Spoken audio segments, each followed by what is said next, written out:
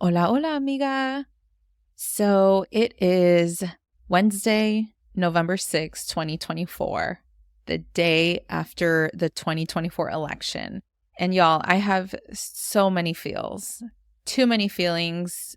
This day has been full of anxiety. My stomach has been hurting all day. Like, literally, I'm just physically sick. I am sad. I am frustrated. I am disappointed, but I am not surprised with the results. And I am someone who advocates for social justice. I am a community builder. I am a daughter of immigrants. I am a first-generation college student. And I am a mama raising two brown boys. And so this is to say that as a result of the 2024 election, I wanted to take it easy today to really focus on my family, to really preserve our time together, despite of so many unknowns that can happen in our future, especially my kids' future. So this week I wanted to do a new episode, but because of the results and everything, I wasn't in the full mindset to record and to be fully present in my work. However, as I was reflecting on replaying an old episode of the Viva la Mami podcast, I immediately thought of my interview with Samantha Siers, who I interviewed last season, last year. And so I will be replaying her episode because I think this one captures important things that we have to do as parents and how we can raise socially justice-minded children. I posted today on Instagram about how as Latina moms, we carry a profound responsibility in shaping our kids' worldview. And it's all about how we show up in front of them. They see what we're doing. They are modeling after us. And as a motherhood platform focused on the Latina motherhood experience, it is also my responsibility to tell you how important our work is as Latina moms, where we're not only teaching them to be compassionate neighbors, but to also honor our cultural heritage, to not forget where we come from, to really celebrate our identidad as Latinos.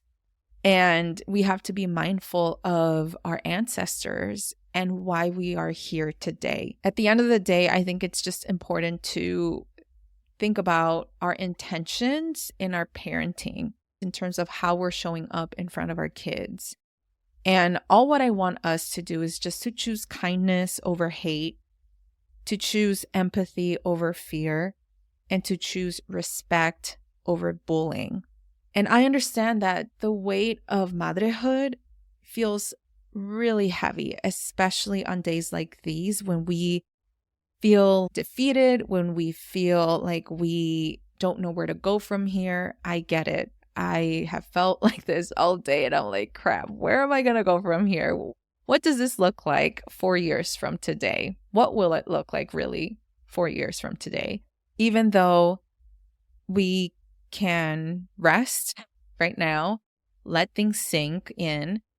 Reaching out to people definitely helps. Building that comunidad definitely helps.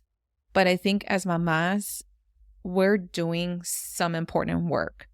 And that is raising kids that hopefully one day they can be empathetic, understanding, respectful, loving individuals. And I'm not here to shame anyone, no, but I know that all of us have a set of values and beliefs that can ultimately connect us, where we can meet somewhere in the middle. And so even on days like these when we don't feel like we're doing enough, know that we are powerful and we are fully capable of empowering the future generation. Hope you're taking it easy. know that I'm here for you. I have been receiving so many DMs on Instagram and even texts from family and friends. It's so good to check in on each other because right now we really need it. We need community. We need coalitions of individuals so that we can continue to fight for our freedom, to fight for justice, and to fight for our kids. That's basically the bottom line, so that they can have a better future than us. All right, so with that being said, I'm going to replay my episode with Samantha Siers, and that way we can just think about our actions of how we may want to raise children who are going to be understanding individuals, so that way we are shaping them not just for their future, but the future for our entire community. Well, take care, amiga, and I'll catch you in next week's episode.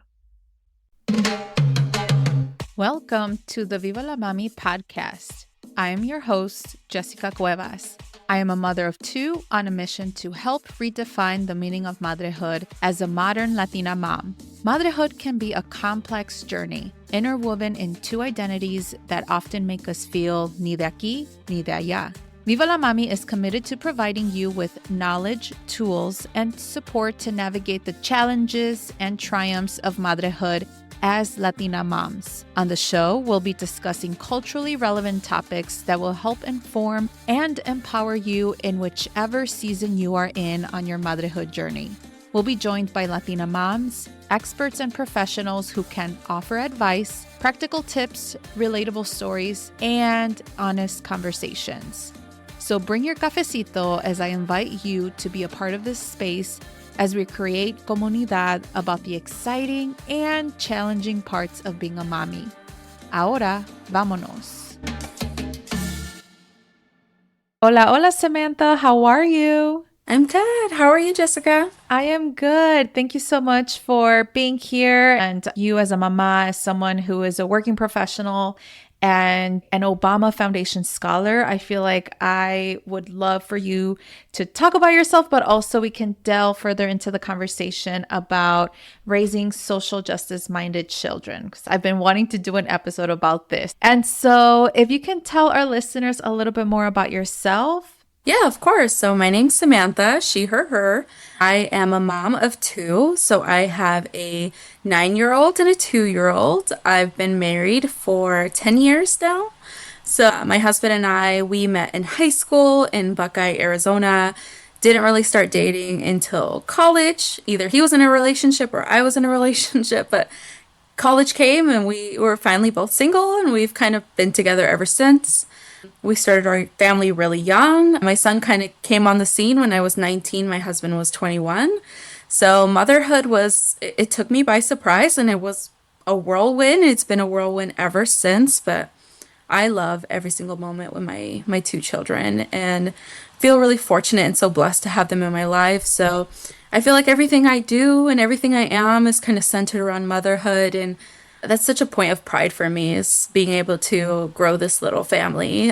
I'm currently working on my master's of social work at the University of Chicago School of Social Work, now called the Crown Family School of Social Work. I really have loved my time there, but in my former life, I was an educator. So I was actually a Title I teacher in back of the yards at a little Catholic school called San Miguel School, and absolutely loved the work that I did there. Only ended up changing professions because I wanted to create more systemic impact in the lives of the students and their parents as well. And so that's kind of where the shift to social work came from. And I've loved all the twists and turns in this professional life of mine and personal life as well. That is awesome that despite you being a young mom, you still achieved your dreams in terms of becoming an educator and then pivoting towards social work. And I just admire las mujeres who push through, who persevere, despite adversity, and who just continue through and work hard, not only to achieve their own specific goals, but also to show and teach their children that they can also achieve what they want to. even if there are some bumps in the way, even if there are some obstacles that come in the way. So, yeah, thank you for sharing that. And so, what you do now, can you tell us a little bit more about the work that you're doing in terms of being a social work student, but you were selected as an Obama Foundation scholar? Can you tell us a little bit more about that? Of course. So, like I said, my professional journey has kind of pivoted and shifted as my interests, have changed, or I saw a need and wanted to fulfill that need. So, when I was working with my students, I really was noticing that a lot of their academic struggles was tied to economic hardship and community violence. And so that's really what created my shift from wanting to get my master's in administration, because I originally thought I was going to be principal, vice principal, dean, something like that, and shift to wanting to get my MSW. Then because I was a part-time student in my second year of my master's program, I did my first internship. And I was placed at a national nonprofit called Live Chicago.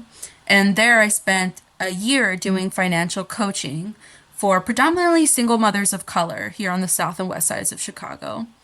And again, I saw a lot of those systemic issues that were impacting my students: a lack of resources, being in historically underfunded communities, community violence, living in food deserts. A lot of the same reoccurring issues that were affecting my 6th through 8th graders was affecting these women that I was coaching that are like 20 to 50 years old, still 2, 3, 4 decades later, those children are still facing the same kind of issues. And so a lot of what I did as a coach was trying to get resources to these single mothers, trying to figure out childcare, trying to brainstorm with them whether it made sense to go back to school, or if we could just try to find a higher paying job, or maybe they should just do a certificate instead, right? Trying to weigh out their options and really build a foundation of financial security. That's really what we're trying to aim to do. And so when I was applying to the Obama Scholars Program, it's incredibly competitive. They only take master's students who are entering their final year of school, and you have to be in one of 3 schools. You have to either be in the Booth School of Business, Harris School of Public Policy, or Crown Family School of Social Work. So thankfully, I was at the social work school. But still, to get into this program, you need to have an idea, a plan, or at least a basic concept of a project that is sustainable, creates impact. It's something that the community needs. The Obama Foundation is especially interested in projects that are going to enhance the lives of folks living on the south and west sides of Chicago. Naturally, the Obamas have very strong ties to the south side of Chicago. And so I kind of was already brainstorming this issue. And so I pitched an idea to the Obama Foundation that I wanted to either create some kind of hotline for specifically mothers of color on the south and west sides of Chicago, or create a resource database.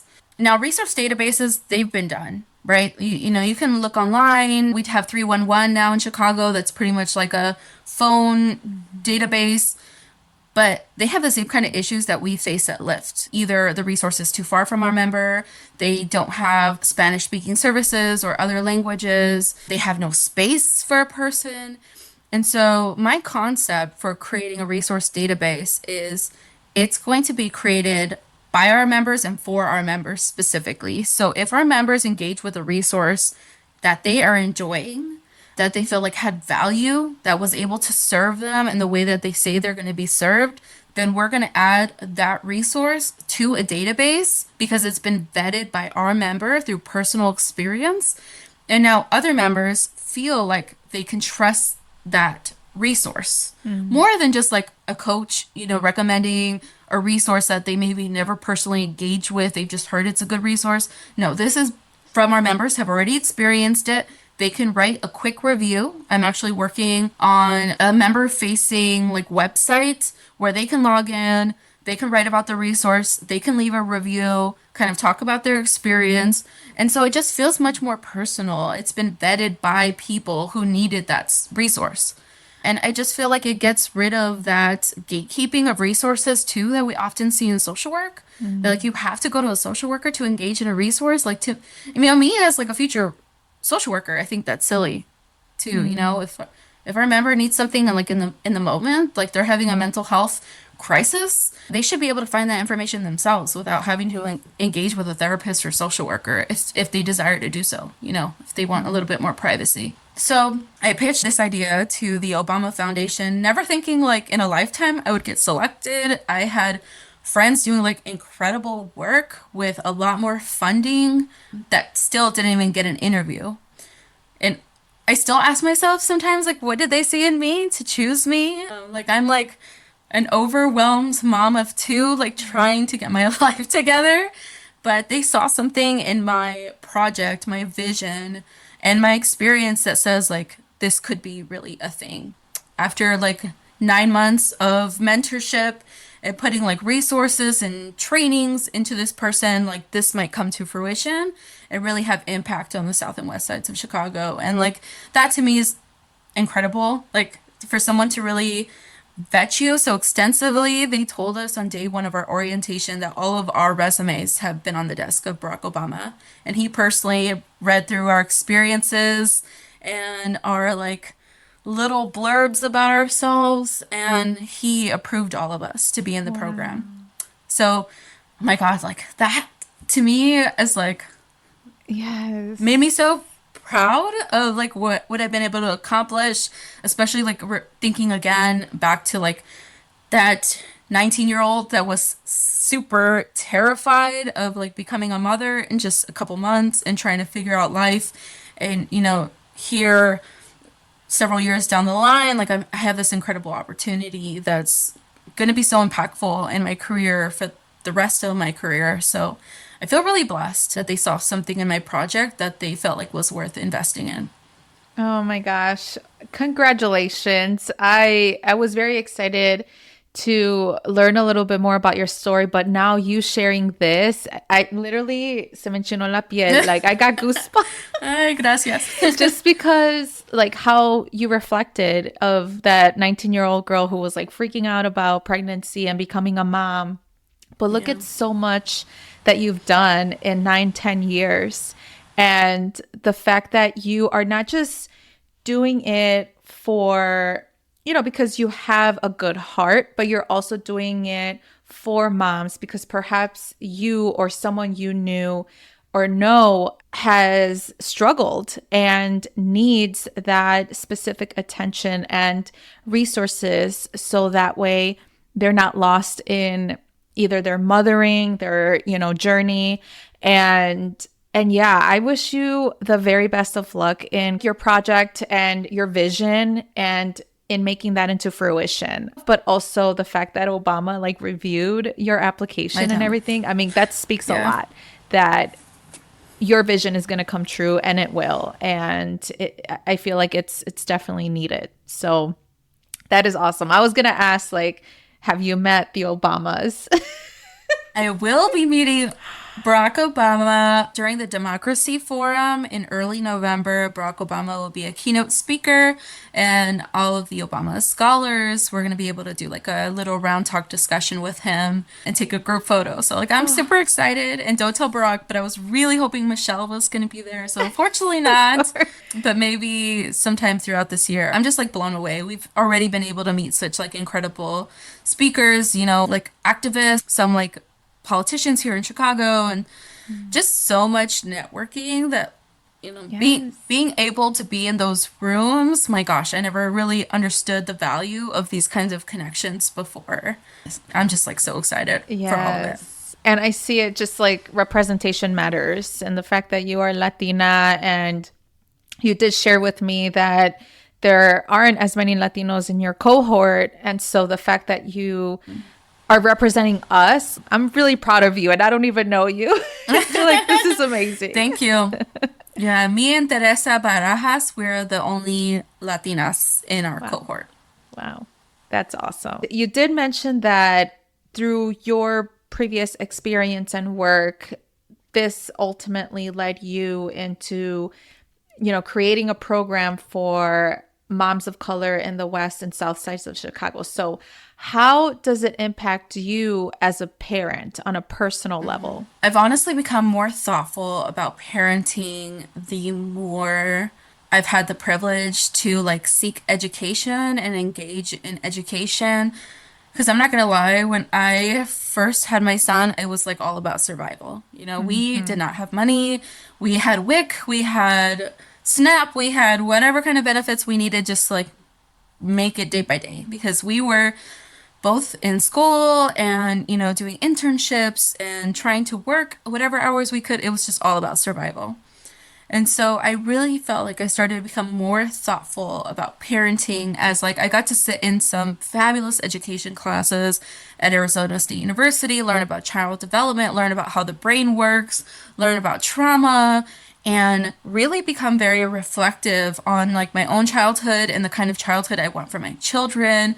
And then no one tells you, but social work school is like 3 years of therapy. It really is. Like I did a project that was so life-changing in my family systems class where I was asked to map out 3 generations of my family, which you know as a Latina, anytime you hear family tree, you're like, oh no, I'm gonna need like 10 pieces of paper. But whatever, I did my family tree going back 3 generations, and we were asked to pinpoint 2 generational patterns. And after we pinpointed those patterns, we had to talk about whether we engaged in those patterns or actively disengaged in those patterns. And so one of them was teenage pregnancy. And so my grandmother was a teenage mom. I have 9 aunts. The majority of them were teenage moms or had multiple children as teenagers. And then myself as well. So that like, wow, I was so reflecting on like what kind of put me at risk for teenage parenting and reflecting on like what do I want for my own daughter. I had a 1-year-old at that time, thinking about like how I don't want her to have to go through that as well and how hard it was. And so I think as I've been able to just spend more time in the classroom and just learning and reading, it's made me a more thoughtful parent. So I'm so grateful for that because I've just learned things that I would have, I don't know, never would have even given thought to before, like how important it is to get enough sleep depending on the age of the child. And like that's nothing that people teach you.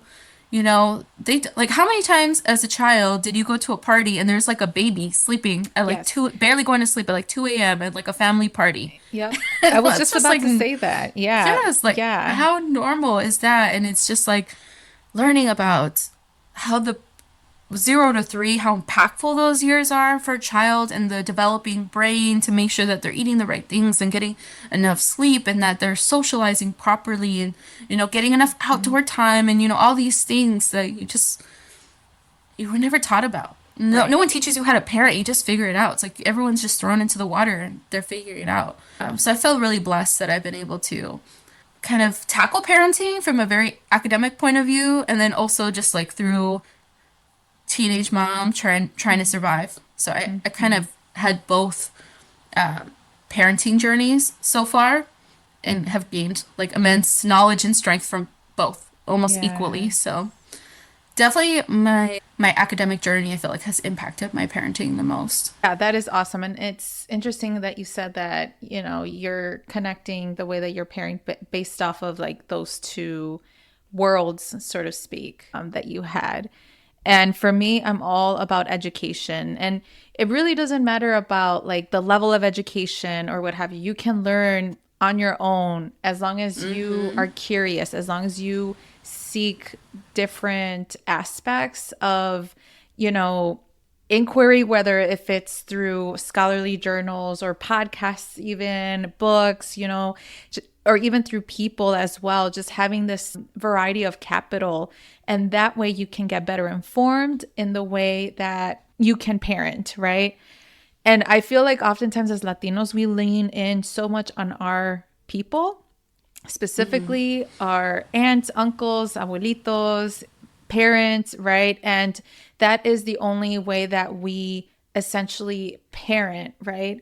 But there is more to that. We get so influenced by the people that are so close to us, which oftentimes can be toxic. Oftentimes it just doesn't align with your values. And that also has to do with like soul searching with yourself and figuring out like, okay, what do I want? How do I want to approach this? How do I want to, essentially parent? So it is interesting that you mentioned that, and I'm all for learning new things as well. And so considering all of this, right, your background, your educational background, why is it important to raise justice-minded children, in your opinion?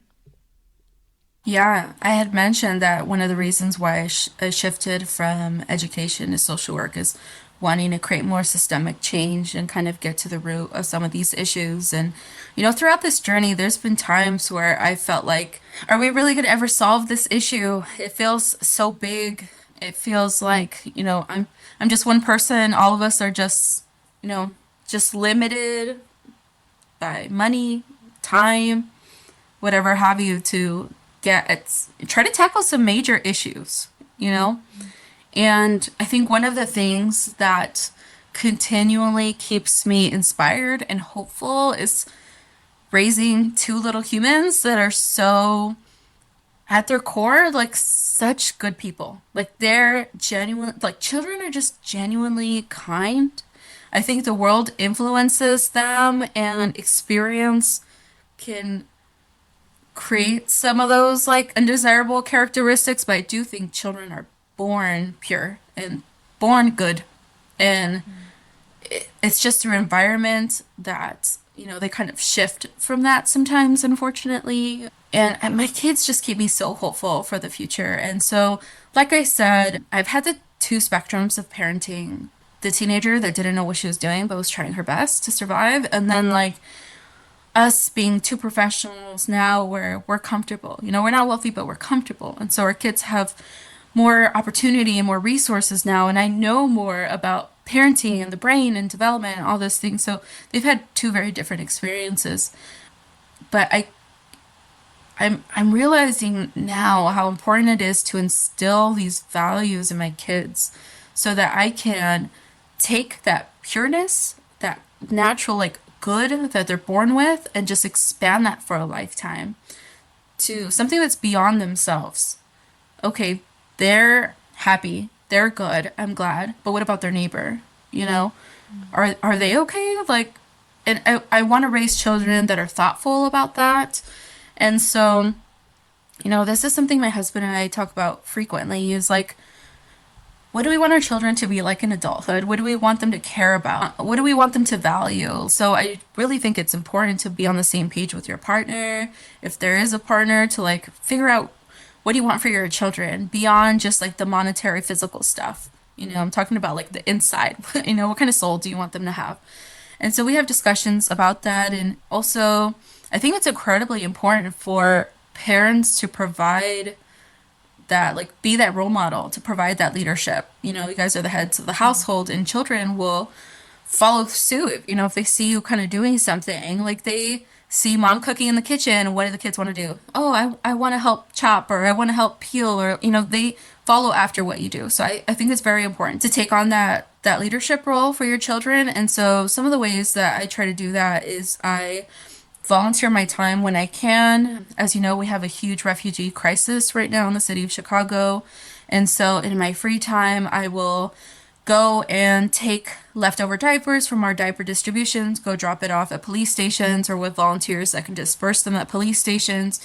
These are things my kids see and they ask questions about. Mom, why is the car full of diapers? And then I'll take a moment to kind of explain. I also did mentoring through iMentor when my son was 3 until he was 5 years old. So I was matched with a senior in high school, and she was going to be first gen, and kind of walking her through the college application process. And so there was times my son would cry because I was going to a networking event with her, and I would just, in the words that a 3-4-year-old would explain what mom is doing. I'm trying to help a girl go to college. She's going to be the first in her family. Mommy's just trying to make it easier for her. Mm-hmm. So from a young age, being that role model, being that leadership in the household so that your children kind of see a person who is being thoughtful of others so that it becomes normal. This is a way of life. It should be standard for us all to think about our neighbors just as much as we think about ourselves. And I feel really fortunate because I had that role model with my mom and with my dad. They were thinking about other people. And so it just became more natural to me to do so. And I've just kind of carried that along. It's also big that I have a career in social work. So, it's kind of built into my schedule, but even in my free time, trying to model that and including my kids in that process as well. They be stacking my car with diapers sometimes if I need a hand. So they're involved in the process. I also have a social justice background with my master's in higher education at Loyola University Chicago, which is very focused on social justice. And it wasn't until then, in my late 20s, that I learned all about the isms, right? All about the inequities. And this is mostly through the lens of education.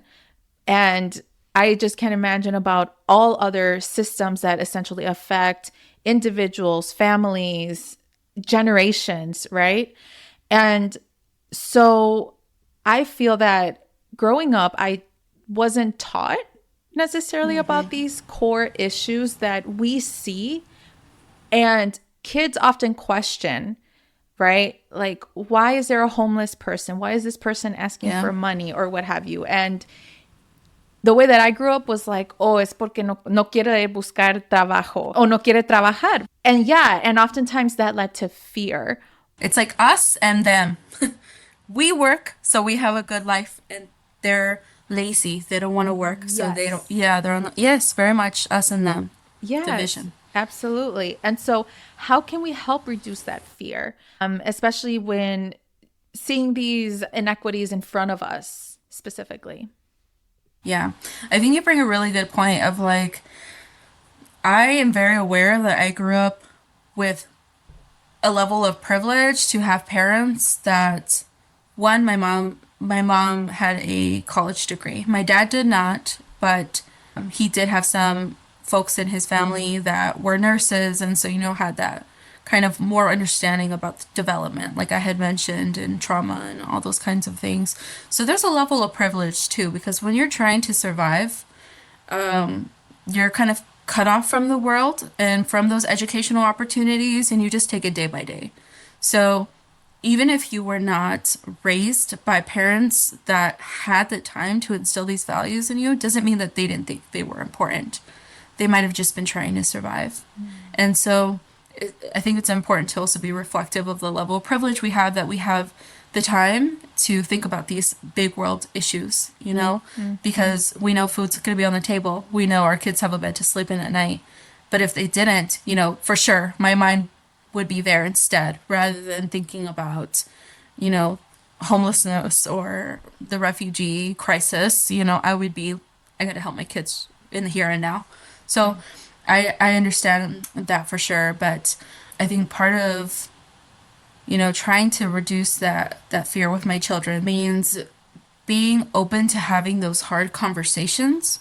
And I think a lot of it, why we kind of just brush off children's questions is like, this capitalistic society, we're always in a rush. We're always trying to get to work. We're trying to get back from work. Like, we're so pressed for time.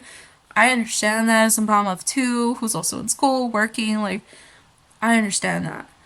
But I have really started to understand like the importance of taking a minute, pausing to answer their questions in a thoughtful way that's age appropriate. And that's what helps reduce the fear. So if we see a homeless person, my kids are looking at 1-2 years old. They acknowledge that there's something different. This person is living on the street. That is not normal. I live in a house. They're making those connections from a really young age. Then you have 3, 4, 5 and up. They start to ask questions in an age appropriate way. Like, who is that? What are they doing? And then it goes to, Mom, how come some people don't live in houses? Why do they have to live in a street? So their questions become more complex, but the curiosity is always there. So taking moments, even if you don't have a moment in the then and now, maybe later that night, having a conversation about it. Now, what is root cause? Some root causes of homelessness. One, rent is super high. Sometimes showing Redfin listings, Zillow, of how expensive apartments are in your area That's something I've done with my 9-year old, where he's like starting to understand what a dollar is worth. And he's like, what? A one bedroom is $1,500? He used to think $80 in his piggy bank was like, whoa, he's wealthy.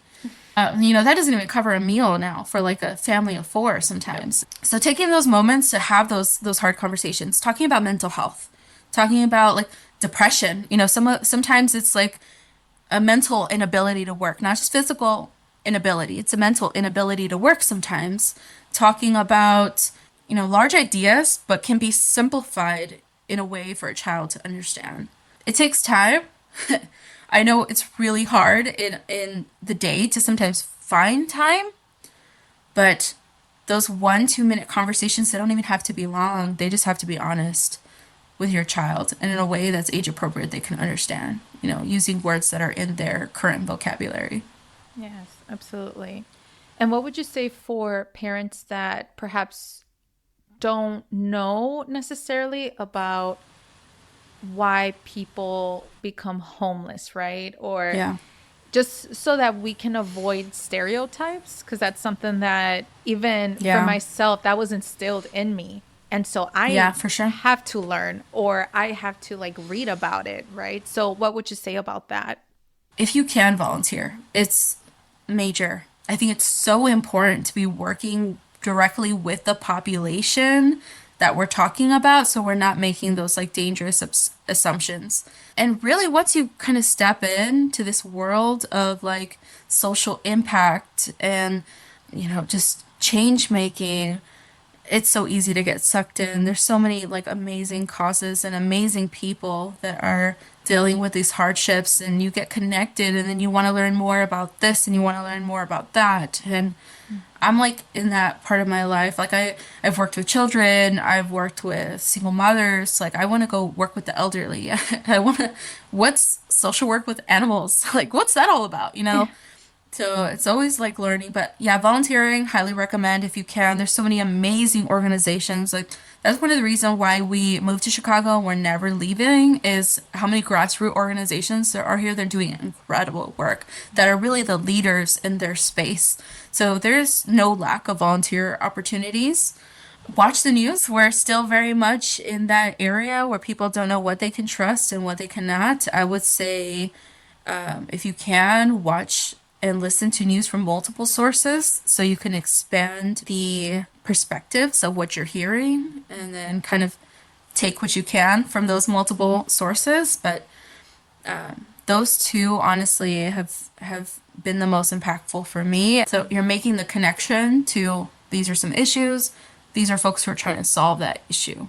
And as far as with exposing our children, at what age do you think it's appropriate to go out in the community or volunteer with your child? I believe that parents know their children best, and what they can handle in the moment. So parents know their children the best and can kind of figure out what's age appropriate. But generally, I would, for younger ages, recommending starting in the house. There's so many things that you can do from home, which I know firsthand how hard it is to get out of the house to go anywhere, even the grocery store with little kids. Something that you can do for like refugees. You can create meals from home and go deliver them to police stations. That's something that you can do with children. They can help chop. I just give a butter knife and they kind of hack at something and they're assisting. And then pop them in the car seat. We're gonna go and the refugees are like they're at the police stations, they're very like self-organized and become like very self-sufficient. They will come to your car door and help you unload and that's already an interaction that the child gets to see. Okay, food is leaving our hands and going into the hands of someone else. Seems so small, makes a big impact. And there's child exposure, but it's not to the point where would be overwhelming for a child of that age. So, it can start in the home, very simple things like that. Something I was working on just 2 days ago is I have a member who's like in need of a mattress. So I did like a crowdsourcing on my personal Facebook page. And so my son saw me scrolling on Amazon and I was like, oh, I'm creating a wish list for my member. She's dealing with this. We're trying to get her a mattress. That's why she needs it. And look, mom posted on her Facebook, look at all these great people that are, donating money. We were able to donate, like, raise the money in like 5 hours. So that's at home. Honestly, like, it's amazing the kind of impact you can make just sitting at home. I was literally just on my phone, tapping around, copying a link, messaging my member, and just within 5 hours, able to get somebody a mattress who's previously sleeping on the floor. So I think sometimes we overcomplicate things in our head. We think like, oh, I have to take my 4 month old, my 8 month old to a soup kitchen and try to figure out how to like ladle things while I'm chasing my toddler around. That's like one of the amazing things about technologies. We're so like interconnected now that we can have tremendous impact from our house. So don't overcomplicate it. Don't overcomplicate it. There's so many wonderful causes that you can engage with as much or as little time as you have, as much or as little resources you have. There's so many wonderful options. Thank you so much for sharing that, because we may put the excuse like, oh, they're too young, or oh, we have to physically be somewhere, like the soup kitchen. I only thought about that. Like that was an only way that you can Yeah. help out, to the community. And yeah, and I love that that isn't just the case. And so what would you recommend to mamas who are listening on this podcast, or parents who are doing the work, right? And raising social justice minded children who educate themselves, who are out there in the community, but other family members, whether if it's their partner or Yeah. abuelitos, and they don't. And I'm specifically thinking like perhaps caregivers who watch the kids, and perhaps they have different viewpoints or different perspectives. They say it out loud to the children, and then they come back home and they're like, well, I'm confused. Should we confront to those specific individuals, or is it sort of like taking it with a grain of salt and respecting whatever their viewpoints are? I feel like this was such a popular conversation during like the Trump administration. There was like jokes on social media about like this Thanksgiving dinner with the family is about to get crazy. And there was a lot of division amongst families who were having these conversations about all these like big hot button issues, and there was such a divide. Parents need to make the decision for their children that like aligns with their values, but understanding that again privilege comes into play, because if you depend on somebody for childcare, you can't necessarily be like, oh, I don't agree with their political agenda, now I have no childcare, I'm gonna lose my job. So there's a level of privilege too that comes into this conversation for sure. We've had the spectrum. We have, people in our lives that completely agree with our agenda, more or less, and we're fine. We have, people that are very close to us that are complete opposites, and we'll have conversations with our children that I'm like, oh, don't necessarily agree with what you're saying. My son, as he's gotten older, is more aware of the political climate in the United States. And again, it goes back to having these hard conversations with our kids. They're more aware than we give them credit for, talking about how parties came to be in this country, kind of what is the, main agenda of both parties, that, both feel like they're doing what's best for their constituents, and, you know, break that down. People that vote for them, right? And age appropriate language. And so this is what mommy and daddy believe. But grandpa or, Tia or whoever, this is what they believe. This is why they believe that. This is why mommy and daddy believe this. When you get older, you're going to have your own opinions on this topic. But let me tell you why, like, mom and dad believe this certain thing. And let me tell you why grandpa or whoever believes this certain thing. So give them the why, because all they hear is like snippets typically from family members or snarky comments or, it's, I find more often than not, people are not sitting down to have a whole political conversation with my kids other than me and my husband. They just hear like little crude comments from other family members. So it kind of comes in one ear, out the other for the most part, but some parts stick. So we always go back and have those conversations. That being said, we've had to end one or two relationships because it was beyond the point that mommy and daddy could just have a conversation about like why that person believes. If it's like inherently dangerous thinking or racist thinking or prejudice thinking, that's not something I want around my children. And it's hard, but if it's a relationship that can be ended without seriously impacting the child's life. If it's more like a friend that you hang out with sometimes that's having like this really dangerous thinking, I might choose to end that relationship. And that's a really difficult thing. But I'm also raising future adults that are going to be voting one day, and their vote is going to impact everyone else in this country. And that vote has a lot of value. And so I want them to be really thoughtful and not have thoughts that are rooted in tremendous bias and racism. So I have to make, my husband and I have to make smart decisions about that as well. So you have the spectrum of political ideology, and us as parents have to draw the line on like what's not okay, what's kind of snarky, and my husband and I can do some discussion with our child and kind of backtrack on some of that thinking and kind of talk through their thoughts and our thoughts. The parents have to draw the line, and that's one of the hard things of parenting. It is. And I think it ultimately falls with having this open communication with your partner, if you have a partner, Yeah. in terms of what their values are, your values are. I know that I know couples who have two very different political views. And I'm like, oh, how do Yes. you navigate that? And especially when parenting comes into Yeah. play. Yeah. So it must be difficult, but I think that we shouldn't ignore those issues, especially when kids have questions. And I really love that you talked about how, we should take the time and answer their questions because they are curious.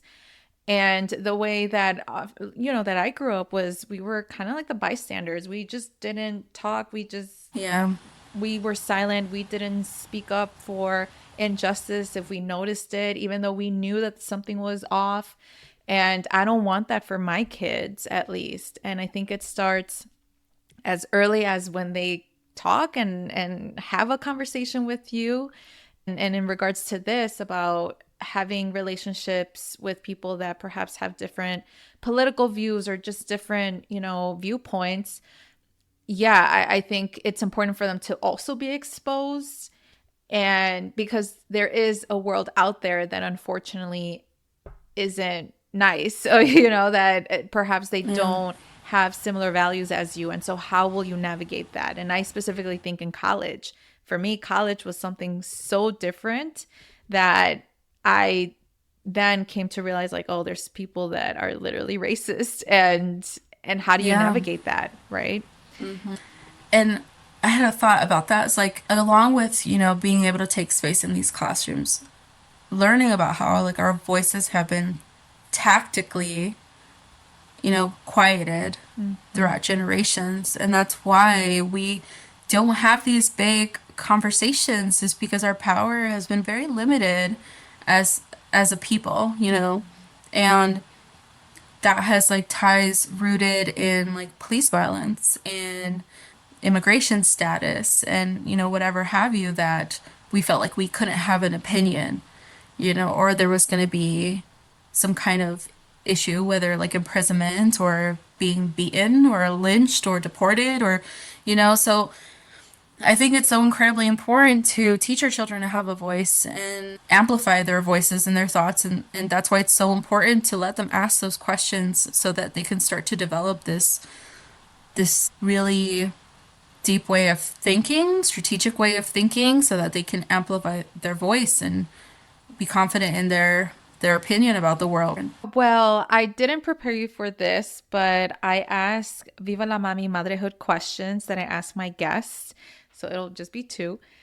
And so, what is the meaning of motherhood? For me, motherhood has been like an opportunity to contribute to future adults to society. And Man, that's a lot of responsibility. On a day-to-day basis, we're just trying to like get through the day. Sometimes we're trying to like make sure they're fed and make sure they're cleaned and make sure their teeth are brushed and they go to their appointments and they go to school on time. It's so easy to get caught up in the day-to-day like hecticness that I need to have those moments where I just take a step back and realize again, like, what am I doing as a mother? I'm raising two children so that when they go off into their adult journey, they feel competent enough to take care of themselves and take care of others too. That's something that's very important to us, as you've seen in this discussion, is raising children that are thoughtful about the world they live in, and it's not just all about themselves. Thank you for sharing that. And what is one tip of advice you have for Latina mommies? Oh man, don't underestimate yourselves. I had the worst imposter syndrome as a college student in my undergrad, and then something just like switched in my grad school where I'm just like, no more. Like, no more. I have this incredible like resume and so much wonderful experience, and I need to pat myself on the back more because that imposter syndrome will set in and will limit your vision for yourself and will limit your opportunity because you will not engage. I have to reflect back and give myself kudos and praise for what I've been able to accomplish in my own lifetime and doing it as a mother to boot. Like, that's really freaking hard. And like, I need to give myself a little bit of recognition for that because I deserve the space that I'm taking in my classrooms and this program at my job. Like, people don't just give you these opportunities just kind of out of thin air, you know? And I have to continually like reflect and praise myself because otherwise I will just limit myself to like this little bubble because I feel like I'm not deserving. And I'm kind of over that portion of my life. No, I am deserving. Oh, I love it. It's great to claim your accomplishments and all that you've done.